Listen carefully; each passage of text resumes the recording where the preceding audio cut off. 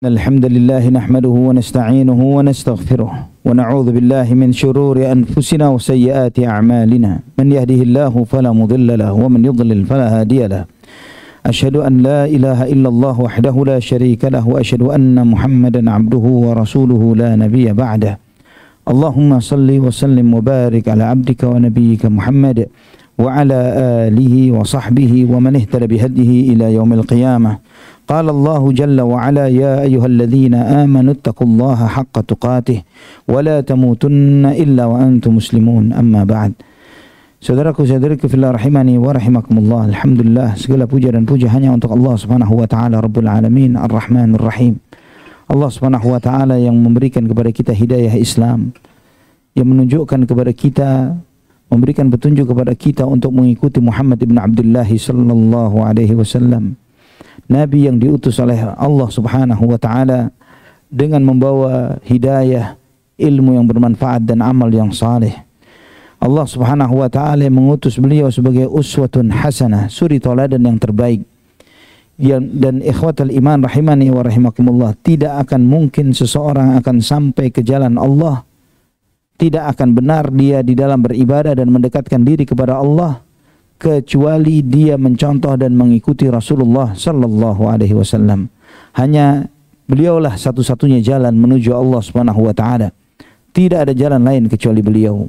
Itulah kenapa Allah mengutusnya, itulah kenapa Allah Subhanahu wa taala memberikan wahyu kepadanya, dan itulah kenapa Nabi sallallahu alaihi wasallam mengajarkan kepada kita bagaimana mempraktikkan ayat-ayat Al-Qur'an dan mengamalkannya. Ikhwatal iman rahimani wa rahimakumullah, pembahasan kita masih tentang qiyamul laili wa fadlih. Ya, bab fi qiyamil laili wa fadlihi wal asbabil muyassirah li qiyamihi wa nahwi dzalik. Ya, dalam bab tentang qiyamul lail, salat malam dan keutamaannya dan sebab-sebab yang memudahkan seseorang untuk menjalankannya dan yang semisalnya. Ini salah satu bab di dalam kitab Mukhtasar Minhajul Qasidin. Pada kesempatan sebelumnya ikhwatal iman, kita telah melihat dan membahas bagian dari ayat-ayat Al-Quran atau hadis-hadis Nabi sallallahu alaihi wasallam yang menjelaskan tentang keutamaan salat malam. Yang diantaranya kita telah membahas bagaimana Ummul Mukminin Aisyah radhiyallahu anha ketika beliau melihat salatnya Nabi kita Muhammad ibn Abdullah sallallahu alaihi wasallam, sebagaimana dalam hadis Bukhari dan Muslim. Ketika Aisyah radhiyallahu anha menyampaikan melihat Nabi sallallahu alaihi wasallam salat sampai bengkak kakinya. Dan kemudian Aisyah radhiyallahu anha bertanya, "Ya Rasulullah, atasna'u hadza wa qad ghufira laka ma taqaddama min dhanbika wa ma ta'akhkhar?" Apakah engkau mengamalkan ini ya Rasulullah, sedangkan dosamu yang lalu dan yang akan datang telah diampuni oleh Allah Subhanahu wa taala? Kemudian Nabi sallallahu alaihi wasallam, "Ya Aisyah, afala akunu 'abdan syakura?" Wahai Aisyah, apakah tidak sepantasnya aku menjadi seorang hamba yang pandai bersyukur? Dan ini ikhwatal iman rahimani wa rahimakumullah, makna yang seperti ini. Jadi bagaimana kita membaca riwayat-riwayat baik di dalam Al-Quran maupun di dalam hadis Nabi sallallahu alaihi wasallam tentang penghambaan diri Nabi Muhammad sallallahu alaihi wasallam, bagaimana tunduknya beliau kepada Allah Subhanahu wa taala. Hal ini digambarkan oleh Allah di dalam banyak ayat Al-Quran, bukan hanya kepada tentang Nabi kita Muhammad sallallahu alaihi wasallam, tapi kepada para nabi dan rasul yang lainnya. Bagaimana Allah menyebutkan tentang mereka, ulaika yusari'una fil khairat wa yad'unana raghaban wa rahaban wa kanu lana khashi'in. Bahwa para nabi itu mereka berlomba-lomba di dalam melakukan kebaikan. Mereka berdoa kepada kami dengan penuh rasa harap dan takut. Dan ini ikhwatal iman, Allah tunjukkan ibadah mereka, qiyamnya, siyamnya dan seterusnya, doa-doa dan munajat-munajat mereka. Di antara pesan yang Allah sampaikan bahwa kenabian mereka, kerasulan mereka tidak menjadikan mereka orang yang menggampangkan di dalam beribadah kepada Allah Subhanahu wa taala. Sebagian kita sering memaknai kenabian dan kerasulan itu sebagai sebuah jabatan yang memiliki beberapa privilege tertentu. Ya, karena maklum dia nabi, maklum dia rasul, maka dia mendapatkan ini, fasilitas itu dan lain sebagainya. Tapi kita melupakan bagaimana ubudiyah mereka kepada Allah, ibadah mereka kepada Allah Subhanahu wa taala. Sehingga ketika disampaikan nabi melakukan ini, ya maklumlah kan dia kan pantas dia nabi mendapatkan fasilitas ini dan itu. Coba lihat penghambaan diri mereka kepada Allah Subhanahu wa taala. Dan ini harusnya tercermin kepada mereka-mereka yang menisbatkan kepada Nabi sallallahu alaihi wasallam. Apakah itu sebagai pecinta Rasulullah sallallahu alaihi wasallam, apalagi yang mengaku mengklaim memiliki hubungan dekat sedarah misalnya dan yang semisalnya. Maka seorang yang merasa atau mengaku dirinya sebagai orang saleh, waliullah, kekasih Allah, keturunan Nabi, atau apapun nama itu, kemudian mereka menggampangkan ibadah, menggampangkan di dalam mendekatkan diri kepada Allah Subhanahu wa taala. Salatnya asal-asalan, ya, jarang ditunjukkan sebagai seorang yang memiliki kesungguhan di dalam beribadah kepada Allah. Yang seperti ini tidak pernah ada pada orang-orang saleh terdahulu, walaupun dari kerabat Nabi Muhammad sallallahu alaihi wasallam. Hasan bin Ali radhiyallahu an, cucu Rasulullah sallallahu alaihi wasallam.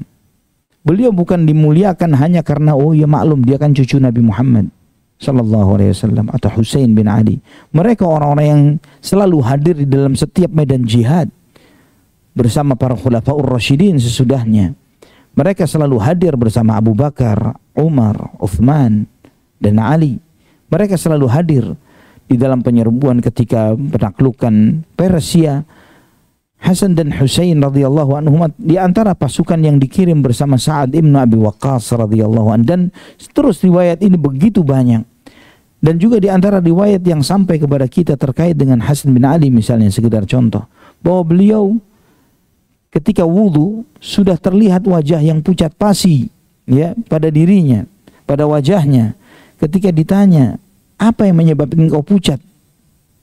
Dan padahal pada saat itu beliau dalam keadaan sehat, bukan dalam keadaan sakit. Beliau mengatakan, apa kalian tidak sadar dengan siapa sebentar lagi kita akan menghadap? Kita akan menghadap Allah. Jadi menghadirkan makna bahwa salat itu menghadap Allah Subhanahu wa taala.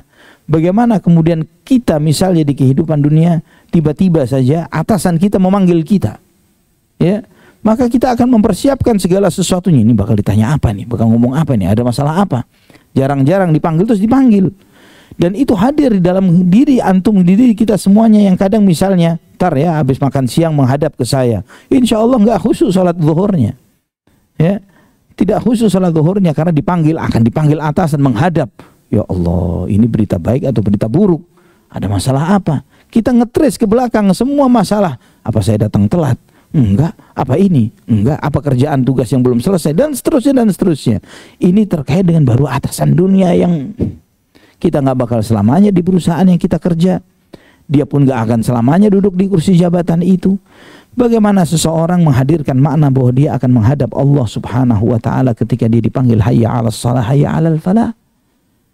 Nah, ikhwatal iman, itu ada di dalam hati para aulia Allah, bukan cuman sekedar karena mereka dikatakan wali itu hanya karena keturunan A, keturunan B, dan ini dan itu dan seterusnya lah.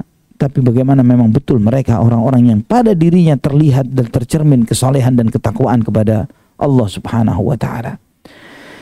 Kita melihat bagaimana salat malamnya Nabi kita Muhammad sallallahu alaihi wasallam. Hudzaifah bin Yaman radhiyallahu an, sebagaimana dalam Sahih Muslim, beliau menyebutkan, "Shallaitu ma'an Nabi sallallahu alaihi wasallam dzata lailatin." Suatu malam saya pernah salat bersama Nabi sallallahu alaihi wasallam.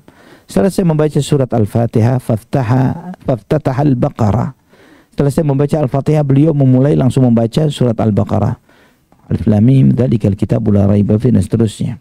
Faqultu yarka'u indal mi'ah. Saya berkata dalam hati, insyaallah 100 ayat ruku' Nabi. 100 ayat pun bagi sebagian besar kita mungkin semuanya 100 ayat Al-Baqarah 1 rakaat, ya. Ini insya Allah kita akan protes kepada panitia masjid, jangan dipakai lagi nih imam, nyusahin jamaah, ya, walaupun imamnya mungkin Rasulullah sallallahu alaihi wasallam, ya. Indal mi'ah, kata Hudzaifah, mungkin 100 rakaat beliau akan ruku', thumma madha, ternyata 100 rakaat 100 ayat lewat. Afwan, 100 rakaat 100 ayat lewat, ya, baca 100 ayat Al-Baqarah dan dilanjut oleh Nabi. Faqultu yusalli biha fi raka'atin. Mungkin husnudzon, kata Hudzaifah, insyaallah Al-Baqarah selesai ruku' Nabi sallallahu alaihi wasallam. 100 surat Al-Baqarah sampai selesai, 280-an ayat ruku'. Allah, ini nggak pernah kebayang seumur hidup kita melakukan sholat seperti ini. Ya, ternyata selesai surat Al-Baqarah, famadha, beliau lanjut masuk membaca surat An-Nisa. Tsumma iftataha An-Nisaa faqara'aha. Lanjut baca surat An-Nisa setelah Al-Baqarah. Tsumma iftataha Ali Imran faqara'aha. An-Nisa sampai selesai. Kemudian itu Nabi SAW melanjut lagi membaca surat Ali Imran sampai selesai. Yaqra'u mutarassilan. Beliau membacanya bukan baca hadar atau bacaan cepat, tapi mutarassilan, tertil. Fa idza marra bi ayatin fiha tasbihun sabbaha. Ketika melewati ayat yang di situ ada tasbihnya, beliau bertasbih. Wa idza marra bi su'alin sa'ala. Kalau di situ ayatnya ada kandungan doanya, beliau berhenti berdoa. Wa idza marra bi ta'awudzin ta'awwadza. Ketika melewati ayat di situ ada perlindungan, beliau memohon perlindungan kepada Allah. Jadi bukan cuma sekedar baca ayat atau suratnya doang. Ya, membaca Al-Baqarah, An-Nisa, Ali Imran. Allahu Akbar. 1 rakaat. Ini artinya 2 rakaat sampai subuh jamaah. Ya. Dan ini dilakukan oleh Nabi kita Muhammad SAW. Dan ketika itu beliau mengimami Hudzaifah. Beliau sholat, melihat Nabi SAW sholat, beliau gabung. Ya, langsung gabung mengikuti sholat Nabi SAW. Yang seperti ini nggak bakalan dalam mimpi saja kita lakukan di dalam mimpi kita. Ya, apalagi real kenyataan. Tapi itulah ibadah Nabi kita Muhammad SAW. Nah, kemudian ikhwatal iman, sebagian orang yang mengaku dirinya dekat dengan Nabi, meniru Nabi, mencontoh Nabi SAW, apalagi mengaku cucunya, jangankan sholat malam, sholat jamaah di masjid nggak pernah kelihatan. Ya, nggak pernah kelihatan. Anak pernah menemui salah satu masjid yang katanya dipegang oleh seorang Habib itu di Jakarta ini. Itu kalau sholat asar nggak pernah ada sholat jamaah di sana. Adzan pun nggak ada. Anak tanya kenapa nggak ada sholat asar? Karena ngejar untuk sholat asar di sana close sholat asar. Ya karena Habibnya lagi nggak ada. Kalau setiap asar tidur siang. Ini terjadi di Jakarta. Dan ikhwatal iman rahimani wa rahimakumullah. Di sini juga hadis ini mengajarkan kepada kita bahwa membaca surat secara berurutan itu tidak harus. Ya, kita tahu bahwa setelah Al-Baqarah itu Ali Imran. Tapi Nabi SAW setelah membaca Al-Baqarah beliau membaca surat An-Nisa. Baru setelah itu beliau membaca Ali Imran. Jadi tidak harus mengurutkan bacaan. Dan juga menunjukkan kepada kita bahwa di antara sunnahnya sholat malam. Ketika di dalam sholat malam sebagaimana catatan dari sebagian ulama, membaca surat tertentu itu di dalam sholat malam ketika melewati bacaan tasbih, fa idza marra bi ayatin fiha tasbihun sabbaha. Ya, ketika melewati ayat di situ mengandung tasbih, dia bertasbih. Prakteknya bagaimana? Kalau kita mengambil contoh dari Al-Baqarah atau Ali Imran atau An-Nisa, repot. Ya, kita baca namanya sabbihisma rabbikal a'la. Misalnya begitu, bertasbihlah, ya, pujilah nama Tuhanmu yang maha tinggi. Beliau tidak langsung membaca selanjutnya dari surat Sabbihisma rabbikal a'la alladzi khalaqa fasawwa. Beliau stop dulu. Subhana rabbiyal a'la. Ya, kemudian baru melanjutkan alladzi khalaqa fasawwa walladzi qaddara fahada dan seterusnya. Ketika melewati ayat yang di situ mengandung takbir, beliau bertakbir, tahmid, beliau bertahmid. Ya, ketika mengandung perintah untuk berlindung misalnya, berlindung kamu dari azab Allah, dari api neraka, beliau berhenti untuk berlindung kepada Allah dari azab api neraka.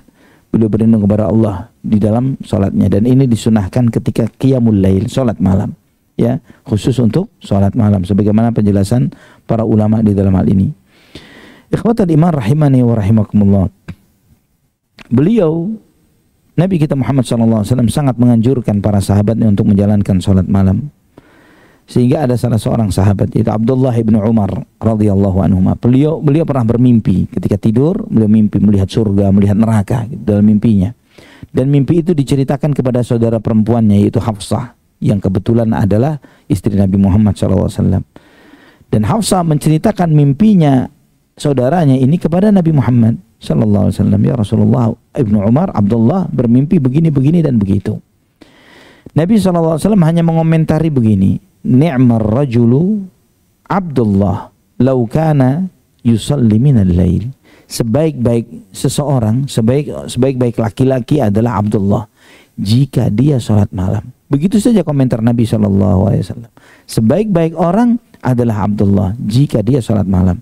Apa komentar anaknya Ibnu Umar setelah ayahnya mendengar hadis ini? Qala Salim putra Abdullah bin Umar, fakana Abdullahi ba'da dzalika la yanamu minal laili illa qalila. Abdullah bin Umar setelah mendengar hadis itu dari Nabi, beliau tidak pernah tidur malam kecuali sebentar. Tidur malamnya sebentar. Beliau menghidupkan malamnya karena termotivasi dari hadis Nabi SAW, sebaik-baik hamba Allah adalah Abdullah jika dia sholat malam. Ini mengajarkan kepada kita bedanya kualitas kita dengan para sahabat. Kita mau hadir kajian berjilid-jilid tentang sholat malam, belum tentu kita jalankan. Ya, mau dengar hadisnya, mau ayat-ayatnya dan sebagainya. Waduh, sekarang dengar hadisnya, pengajian mau ditutup, lupa semua. Namun bagaimana para sahabat radhiyallahu anhum mendengarkan hadis yang seperti ini, langsung mereka termotivasi mengamalkannya. Dan juga kita melihat pembelajaran apa yang diajarkan oleh Abdullah bin Umar kepada anaknya. Anaknya sendiri melihat ayahnya seperti itu. Jadi jangan heran kalau kita mendengar hadis Nabi SAW, sebaik-baik generasi atau manusia adalah generasiku. Kemudian sesudahnya, Keterbaikan ini yang disebutkan oleh Nabi SAW bukan karena personalnya, orang-orangnya atau nama-nama tertentu yang hidup di zaman itu, tapi mereka adalah orang-orang ahli ilmu dan amal. Ahli ilmu dan ahlinya amal. Mereka menggabungkan dua hal ini dan kita tidak akan menemukan satu generasi berkumpulnya manusia-manusia terbaik dengan keilmuan mereka dan amal mereka, dengan hati mereka yang seperti itu, seperti di zaman para sahabat radhiyallahu anhum dan kemudian generasi-generasi sesudahnya. Ikhwatal iman rahimani wa rahimakumullah. Juga Nabi SAW begitu menganjurkan salat malam. Beliau bersabda, afdhalus salati ba'dal fardhati salatul lail. Sebaik-baik salat setelah salat wajib adalah salat malam. Dan beliau menyebutkan bagaimana menjalankan salat malam itu dengan membaca banyak Al-Quran di dalam salat malam. Di dalam Sunan Abu Dawud dari hadis Abdullah bin Amr, Nabi SAW bersabda, man qama bi 10 ayatin lam yuktab minal ghafilin, wa man qama bi 100 ayatin kutiba minal qanitin, wa man qama bi 1000 ayatin kutiba minal muqantarin. Kata Nabi SAW, ya hadis ini diriwayatkan Imam Abu Dawud dan disahihkan oleh Syekh Al-Albani rahimahullah, barang siapa yang sholat malam dengan membaca 10 ayat, jadi setelah Al-Fatihah dia baca 10 ayat, dia tidak dicatat di antara orang-orang yang lalai, tidak tercatat sebagai orang yang lalai, artinya tercatat sebagai orang yang berzikir kepada Allah Subhanahu wa taala. Dan barang siapa yang sholat malam, dia setelah Al-Fatihah dia membaca 100 ayat, tercatatlah dia sebagai orang-orang yang banyak tunduk dan taat kepada Allah Subhanahu wa taala. Dan barang siapa yang sholat malam dengan membaca 1000 ayat, maka dia dicatat sebagai al-muqantarin, orang yang mendapatkan perbendaharaan yang sangat banyak nanti pada hari kiamat. Apa yang kita maknai ketika Allah Subhanahu wa taala menyebutkan was-sabiqun as-sabiqun ulaikal muqarrabun, orang yang berlomba-lomba, alladzina yusari'una fil khairat, berlomba-lomba di dalam kebaikan dan kebajikan, orang yang sangat, yang was-sabiqun as-sabiqun, yang bergegas, mereka adalah yang pertama kali sampai kepada rahmat Allah Subhanahu wa taala. Ulaikal muqarrabun, mereka orang-orang yang didekatkan kepada Allah Subhanahu wa taala. Apa yang kita pahami dari ayat-ayat ini? Bahwa mereka berlomba di dalam melakukan kebaikan dan kebajikan ini dengan maksimal effort yang bisa mereka lakukan.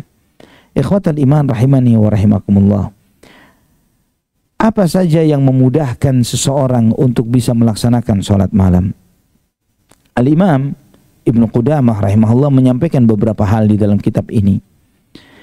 Beliau menyampaikan, anna qiyamal laili sa'bun illa man wuffiqa lil qiyami bi syurutihil muyassirati lah. bahwa ketahuilah, kata beliau, salat malam itu susah, tidak mudah, kecuali orang yang diberi taufik dan hidayah oleh Allah untuk menjalankannya dengan syarat-syarat yang memudahkannya. Wa minal asbabi zahirun wa minha batinun. Di antara sebab-sebab yang memudahkan itu ada sebab-sebab yang terlihat, yang zahir, yang lahir, dan ada sebab-sebab batin. Ya, di antara sebab-sebab lahir, kata beliau, fa'an la yukthiril akl. Kana ba'duhum yaqul, ya ma'syaral muridina la ta'kulu kathiran fatashrabu kathiran fatanamu kathiran fatakhsiru kathiran. Yang pertama, sebab lahir yang memudahkan seseorang untuk bisa sholat malam adalah jangan banyak makan. Jangan banyak makan. Sebagian ulama mengatakan, wahai orang yang menginginkan untuk menempuh jalannya Allah Subhanahu wa taala, untuk ingin mendekatkan diri kepada Allah, jangan kalian banyak makan. Kalian banyak makan, maka kalian akan banyak minum. Kalian banyak makan dan minum, maka kalian akan lebih lama tidurnya. Kalau kalian lebih lama tidurnya, maka kalian akan banyak ruginya. Ikhwatal iman rahimani wa rahimakumullah, artinya menunjukkan bahwa begitu besarnya pengaruh puasa dengan sholat malam. Maka jangan heran, di antara penghiasnya Ramadan adalah qiyamul Ramadan atau sholat tarawih. Di antara penghias yang membuat indahnya puasa adalah sholat tarawih. Padahal kita tahu sholat tarawih hukumnya sunnah, bukan wajib. Beda dengan puasa Ramadannya yang wajib dan merupakan rukun Islam. Tapi bagaimana keterkaitan dua hal ini? Sampai Nabi SAW bersabda, man sama Ramadhana imanan wa ihtisaban ghufira lahu ma taqaddama min dhanbih. Dalam riwayat yang lainnya dalam Sahih Bukhari juga, man qama Ramadhana imanan wa ihtisaban ghufira lahu min dhanbih ma taqaddama min dhanbih. Barang siapa yang puasa Ramadan dengan penuh keimanan dan mengharapkan pahala dari Allah, diampuni dosa-dosanya. Juga dalam riwayat yang sama dalam Bukhari dari Abu Hurairah radhiyallahu an, barang siapa yang menghidupkan salat malam di bulan Ramadan, yaitu salat tarawih, maka diampuni dosa-dosanya yang telah lalu. Disamakan pahalanya oleh Nabi kita Muhammad SAW. Sangat nyambung dan sangat terkait antara mengurangi makan bagi diri seseorang dengan memudahkan dia untuk bangun salat malam. Kemudian kata beliau, diantaranya lagi, an la yut'iba nafsahu bin nahari bil a'mali syaqah. Jangan di siang hari, jangan terlalu melelahkan dirinya dengan pekerjaan-pekerjaan yang berat. Pekerjaan-pekerjaan yang berat itu membuat dia membutuhkan istirahat yang lebih lama, ya. Dan ketika dia tidak melelahkan dirinya dengan pekerjaan-pekerjaan yang lebih berat, artinya dia bekerja yang sewajarnya, maka dia akan lebih gampang baginya untuk sholat malam. Karena kelelahan yang berlebih menyebabkan seorang membutuhkan istirahat yang lebih dalam. Namun ketika dia tidak terlalu berlebihan di dalam kelelahan itu, maka tidurnya pun tidak terlalu dalam dan mudah baginya untuk bangun di waktu malam. Kemudian ikhwatal iman rahimani wa rahimakumullah, di antaranya juga beliau menyebutkan, an la yatrukal qailulata bin nahar fa innaha tu'inu ala qiyamil lail. Jangan meninggalkan tidur siang di waktu siang, karena itu memudahkan seorang untuk sholat malam. Dan ini kita telah membahas pada pembahasan sebelumnya, tidur siang atau tidak itu sesuai dengan kebutuhan fisik yang ada pada diri seseorang. Standarnya normal, ya, secara ilmu kesehatan yang umum yang dominan mengatakan 8 jam dalam sehari. Namun ketika seseorang sudah malamnya cukup tidurnya, maka dia tidak membutuhkan tidur siang. Jangan sudah malamnya 8 jam, tidur siangnya 2 jam. Ya, orang yang kurang tidur cepat mati, orang yang kebanyakan tidur juga cepat mati. Ya, ikhwatal iman rahimani wa rahimakumullah, juga di antaranya adalah an yajtanibal auzar, ngurangin dosa. Mengurangi dosa. Kata Sufyan ats-Tsauri rahimahullah, hurrimtu qiyamal laili 5 ashhur bidzanbin adznabtuhu. Saya diharamkan, artinya tidak bisa sholat malam 5 bulan karena satu dosa yang aku lakukan. Sufyan ats-Tsauri di antara ulama imamnya tabi'in dari generasi sesudah sahabat. Ini juga di antara riwayat atau athar yang seperti ini begitu banyak kita dengarkan atau kita simak dari mereka. Mereka ini orang-orang yang bersih hatinya. Mereka bukan orang yang sok-sok suci. Ya, mereka tahu kapan berbuat salah, dosa. Mereka sangat peka. Saya ini kenapa kok susah sholat malam? Dosa apa sih yang Anda lakukan? Ya, Mereka bukan orang-orang yang gampang memalsukan dirinya di depan orang, apalagi di hadapan Allah Subhanahu wa taala. Mereka sangat peka akan aib-aib yang ada pada diri mereka. Mereka tahu kekurangan ana di sini, kekurangan ana di situ, dan itu sangat mudah mereka ucapkan. Di antaranya misalnya ulama-ulama yang jauh sesudahnya pun, ya, di antara para ulama seperti Imam Ibnu Hazm rahimahullah, beliau pernah menyebutkan tentang dirinya bahwa orang yang wise, yang bijak adalah orang yang paling tahu akan aib-aib dirinya. Dan ini bukan cuma sekedar lip service beliau sebutkan seperti ini. Ketika selesai beliau mengucapkan seperti itu, ada salah seorang sahabatnya, seorang alim juga, bertanya kepada beliau, apa aib-aibmu? Beliau langsung menyebutkan, saya begini, saya begini, saya begini, saya begini. Dia bisa menceritakan itu. Bukan cuma lip service yang untuk supaya, wow, keren banget nih omongan, Masya Allah. Tapi beliau langsung bisa merefleksikan, menyampaikan, saya memiliki aib seperti ini, saya kekurangan saya ini. Dan semoga Allah menutupi aib-aibku, kekurangan-kekuranganku. Dan kita dalam upaya mujahadah, bersungguh-sungguh untuk menutupi aib-aib dan kekurangan itu supaya lebih baik lagi ketika menghadap Allah Subhanahu wa ta'ala. Dan ikhwatal iman, Sufyan Ats-Tsauri menyampaikan di dalam athar ini, dalam riwayat ini, aku diharamkan dari menjalankan sholat malam selama 5 bulan karena satu dosa yang aku lakukan. Di dalam bahasa yang lain, para ulama menyebutkan bahwa Allah Subhanahu wa ta'ala adalah Al-Karim, yang maha mulia. Allah Subhanahu wa ta'ala maha mulia.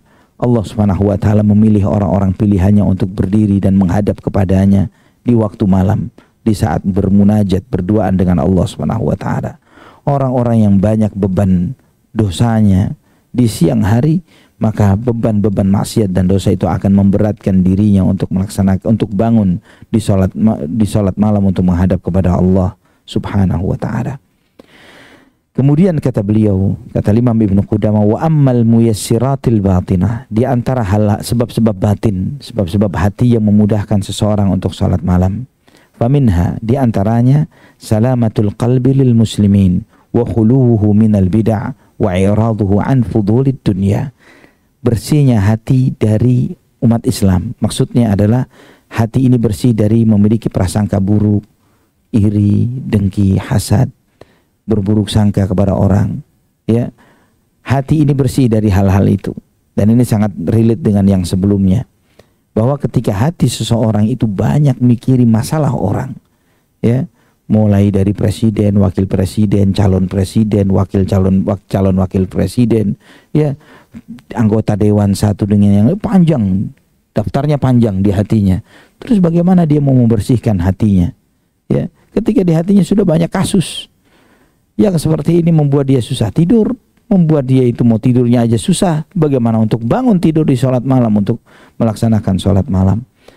Dan ikhwatal iman rahimani wa rahimakumullah, juga bersih hati ini dari bid'ah-bid'ah. Karena memang bid'ah itu membuat seseorang ini merasa dirinya baik dengan amalan-amalan yang salah, amalan-amalan yang buruk. Ya, sebagian pelaku bid'ah itu merasa dirinya itu wali, padahal dengan amalan yang tidak ada tuntunan dari Nabi SAW. Ya, mereka merasa, saya kan levelnya beda dengan kalian. Kalau kalian kan masih syariat, kalau saya dengan level hakikat atau ma'rifat, itu membuat saya nggak harus susah-susah payah seperti kalian untuk sholat malam, untuk sholat subuh berjamaah, ada repot-repot bangun pagi sebelum subuh ke masjid, atau sholat berjamaah di masjid, atau melaksanakan ibadah-ibadah sunnah. Karena saya kan guru spiritual, misalnya begitu.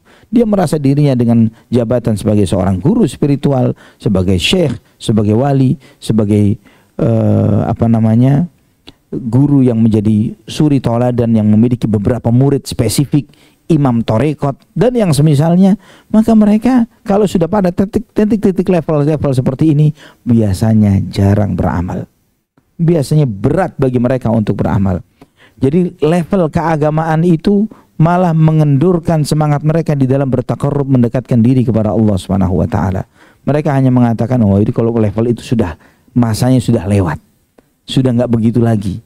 Kalau biasanya dulu ketika masih murid, masih loyal, taat kepada Allah, loyal ke masjid, pakai beribadah dan melaksanakan ibadah-ibadah dan lain sebagainya. Namun ketika dia katakan kepadanya bahwa dia sudah naik level, maka sudah jarang-jarang lagi ke masjid, jarang-jarang lagi ibadah, jarang sholat, dan bahkan tidak sholat sama sekali karena makomnya beda katanya. Kita melihat Nabi kita Muhammad SAW sampai akhir hayatnya pun masih dibopong, ya, untuk sholat ke masjid, masih dibopong. Beliau pingsan, beliau bangun, beliau bertanya, "Auqimatis shalah, apakah sholat sudah dikumandangkan iqamatnya?" Para sahabat mengatakan, istri beliau mengatakan, "Belum ya Rasulullah, mereka menunggumu." Maka beliau minta dibopong untuk ke masjid. Ya, ketika beliau sadar, tapi qadarallah masya'a fa'al, karena beratnya beliau SAW di akhir hayatnya ini, beliau pingsan lagi beberapa kali. Nah, ini apa yang dicontohkan oleh sebagian orang pelaku bid'ah ini. Dengan bid'ahnya bukanlah sesuatu yang pernah diajarkan dan dicontohkan oleh Nabi SAW, dan tidak pula para khulafaur rasyidin, Abu Bakar, Umar, Uthman, Ali, dan yang lainnya merupakan imam-imamnya para waliullah. Maka jangan sampai hati kita ini, ikhwatal iman rahimani wa rahimakumullah, berpaling dari suri tauladan terbaik, yaitu Nabi kita Muhammad SAW, kemudian khulafaur rasyidin, Abu Bakar wa Umar wa Uthman wa Ali. Karena mereka lah contoh. Ketika ada orang mengatakan dirinya berilmu, bertakwa, wali, apapun klaimnya, standarnya adalah Nabi Muhammad SAW dan para sahabatnya. Standarnya adalah Nabi SAW dan para sahabatnya. Dengan cara itulah kita bisa ngukur benar salahnya seseorang di dalam beragama. Karena setiap orang mengaku dirinya baik, mengaku dirinya benar, mengaku dirinya yang paling dan lain sebagainya.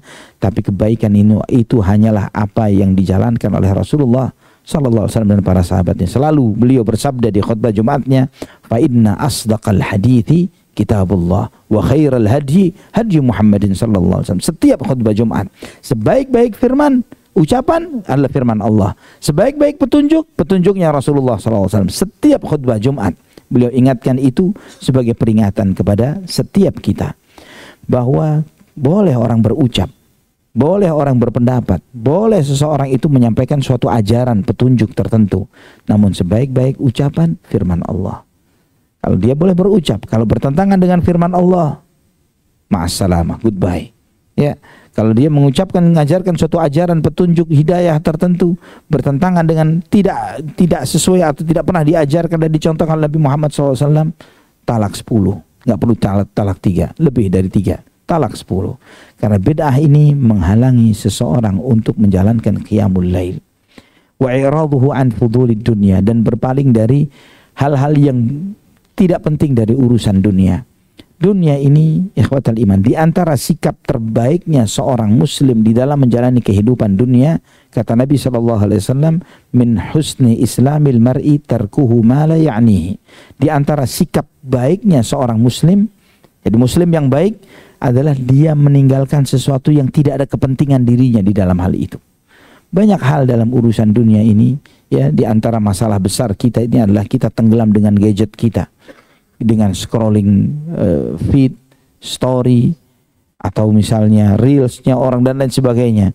Kita habiskan berlembar-lembar, berhalaman-halaman, kita sibuk, kita mager mandek di sana berjam-jam untuk melihat, mendengar, menyimak banyak hal yang gak ada pentingnya buat hidup kita.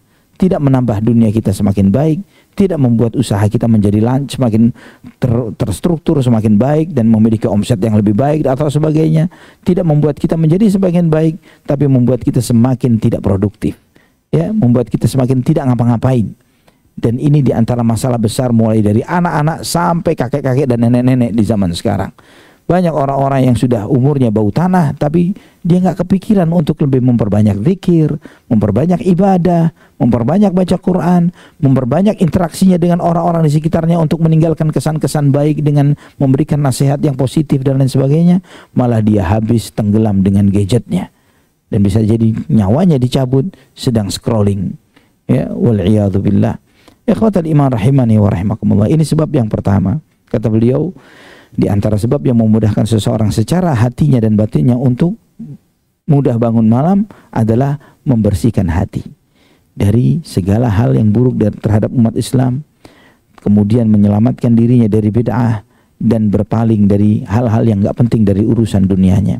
Selanjutnya kata beliau, khaufun ghalibun yulzimul qalba ma'a qasril amal. Ya, di antara sebab batin yang ada di dalam diri seseorang adalah membangun sifat rasa takut kepada Allah Subhanahu wa taala. Membangun sikap rasa takut kepada Allah Subhanahu wa taala. Karena ketika seseorang memiliki rasa takut yang lebih kepada Allah Subhanahu wa taala, maka akan memperpendek angan-angannya dalam urusan dunia. Ya, dia ingat bahwa hidup di dunia ini sementara. Dia tahu bahwa hidup di dunia ini akan berakhir masanya. Dia ingat bahwa perjalanan setelah kehidupan dunia ini begitu panjang. Kubur begitu kelam dan gelapnya, begitu sempitnya, dan tidak ada yang melapangkannya kecuali amal ibadah yang dia lakukan selama dan semasa dia hidup. Dia sadar akan hal itu. Dia tahu kubur itu salah satu fase, masih panjang lagi. Ada kehidupan akhirat, di mana di situ ada kebangkitan dari kubur, ada mahsyar, ada hisab, ada mizan, ada sirat, dan proses yang begitu lama dan panjang, yang itu membutuhkan bekal yang luar biasa. Dan bekal itu adalah amal saleh yang dia lakukan semasa dia masih hidup di dunia. Maka ketika dia membangun rasa takut ini kepada Allah dengan maksimal, itu akan memudahkan dia untuk melaksanakan sholat malam. Kemudian selanjutnya yang terakhir pada kesempatan ini, ikhwatal iman, an ya'rif fadla qiyamil lail, mengetahui kemuliaan dari sholat malam. Dan juga beliau menyebutkan bahwa di antara sebab pembangkit tertinggi, penyemangat tertinggi bagi seseorang untuk bangun sholat malam adalah al-hubbu lillah, cinta karena Allah. Cinta karena Allah Subhanahu wa taala. Karena cinta ini, ikhwatal iman, cinta itu membuat yang sulit menjadi mudah, membuat yang jauh menjadi dekat, ya, membuat yang berat menjadi ringan karena memiliki rasa cinta. Seseorang, antum ketika mencintai orang tua yang ada di kampung atau keluarga yang terpisah jauh dengan kita, momen di saat ada kesempatan kita akan bertemu dengan orang yang kita cintai, walaupun kita harus menaiki pesawat transit berkali-kali dan lain sebagainya, kita akan lakukan itu semuanya karena akan bertemu dengan orang yang dicintai. Ketika di dalam hati ini ada rasa cinta kepada Allah Subhanahu wa taala, apalagi cuma sholat malam, nyawa pun akan dia korbankan karena yang dicintainya, Allah Subhanahu wa taala. Apalagi cuma sholat malam, apalagi momen di mana dia bisa bermunajat berduaan dengan yang dicintainya, menyampaikan semua apa yang menjadi keluh kesahnya, harapan-harapannya, apa yang menjadi kekhawatirannya, semuanya bisa dia curahkan secara total kepada Allah Subhanahu wa taala yang maha dekat, yang maha mendengar, yang maha melihat, yang maha mengabulkan semua permohonan dan permintaannya. Jadi jangan heran jika kita melihat hal ini, orang yang paling cinta kepada Allah, Nabi kita Muhammad SAW, sampai menghabiskan ratusan rakaat dengan sepanjang yang tadi kita mendengarkan, yaitu Al-Baqarah, An-Nisa, Ali Imran di dalam satu rakaat. Dan dalam beberapa riwayat yang lainnya beliau disebutkan bahwa rukuknya panjangnya sama seperti berdirinya, i'tidalnya juga sama seperti rukuknya, sujudnya pun demikian, dan seterusnya. Insyaallah kita masih membahas tentang keutamaan qiyamul lail dan pembagian malam sebagaimana dijelaskan oleh para ulama, dari pembagian malam yang dilakukan oleh para ulama terdahulu, bagaimana mereka membagi malam mereka untuk beribadah kepada Allah Subhanahu wa taala. Semoga Allah Subhanahu wa taala menjadikan kita di antara hamba-hambanya yang bisa menghidupkan salat malam dan merasakan manisnya iman. Karena ikhwatal iman, sebagaimana di kajian sebelumnya disampaikan, salat malam itu modalnya orang yang mengerjakan PR-PR besar di kehidupan dunia, modalnya para mujahidin, para pejuang, modalnya orang-orang yang mengemban amanah-amanah besar supaya mereka diringankan beban, masalah dan amanah dia ketika dia menjalaninya di kehidupan dunia. Ini adalah amalannya orang-orang hebat dan besar. Kalau misalnya orang-orang di luar Islam mereka mengatakan bahwa bangun pagi adalah, tidak ada orang, misalnya mereka mengatakan bahwa tidak ada orang kaya tidur pagi setelah subuh misalnya, atau bangunnya mereka selalu bangun pagi, sampai salah satu mereka menulis buku judulnya The 5 AM Club misalnya, bangun jam 5 pagi. Kita bukan jam 5, kita jam 3 sudah bangun. Ya, kalau itu sejarah suksesnya mereka atau riwayat suksesnya mereka 5 AM Club, kita kesiangan jam 5. Bagi kita jam 5 sudah sangat kesiangan. Kita nggak butuh dengan 5 PM Club, kita lebih hebat dari itu. Kalau mereka bangun jam 5 untuk dunia, kita lebih jauh lagi. Kita bangun jam 3 untuk arsy-Nya Allah Subhanahu wa taala. Jauh lebih hebat dari itu semuanya. Wallahu taala a'lam wa a'lam bissawab. Aqulu qouli hadza, subhanakallahumma wa bihamdik, asyhadu an la ilaha illa anta astaghfiruka wa atubu ilaik. Wassalamualaikum warahmatullahi wabarakatuh.